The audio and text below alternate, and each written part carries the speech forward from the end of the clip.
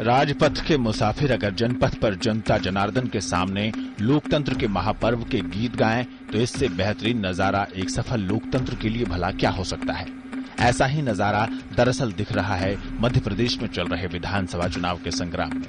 राज्य के किसी भी इलाके, चाहे वो मालवा हो या महाकौशल या फिर ग्वालियर चंबल संभाग, महलों का प्रभाव कमोबेश हर जगह पर देखने को मिलता है।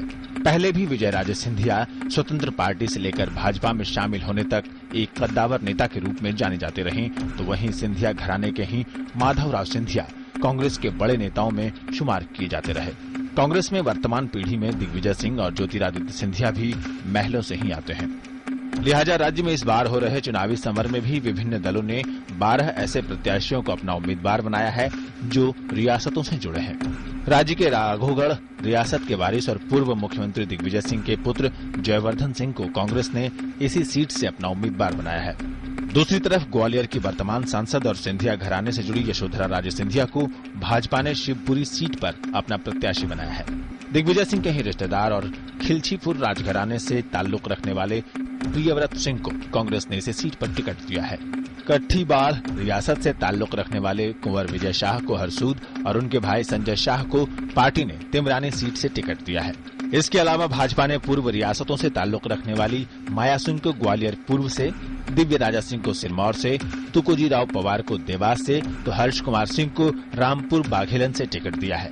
उधर कांग्रेस ने विक्रम सिंह नटीराजा को राजनगर से और महेंद्र सिंह कालूखेड़ा को मुंगावली से टिकट दिया है।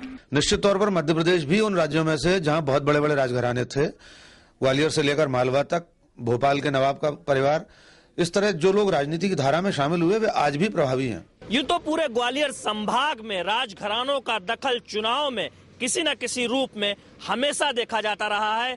इस बार के भी विधानसभा चुनाव में महलों का प्रभाव विभिन्न राजनीतिक दलों में साफ तौर पर देखा जा सकता है।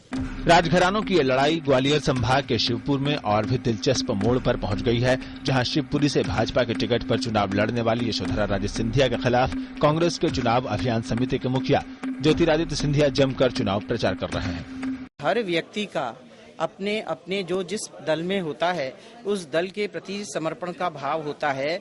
वहाँ के जो नियम है, कायदे कानून है उस पार्टी के, उनका वो पालन करते हैं। श्रीमंत सिंधिया जी महाराज द्वारा ये कहा गया कि जो एक आम व्यक्ति सामने खड़ा है, जैसे वो है जैसे मैं हूँ, तो ये तो उनकी श्रीमंत महाराज साहब की अपने आप में एक काबिलियत है कि इतनी काबिलियत होने के बाद भी वो अपने आप को जनता का और आम जनमानस का व्यक्ति मानते हैं। महलों से जुड़े लोग चुनाव के मैदान में प्रत्यक्ष या परोक्ष रूप से आमने सामने हैं, लेकिन रियासतों के इस टकराव में जनादेश की घोषणा जनपद पर होगी, जनता जनार्दन करेगी। ब्यूरो इनपुट के साथ शैलेंद्र मिश्र, DD न्यूज, ग्वालियर।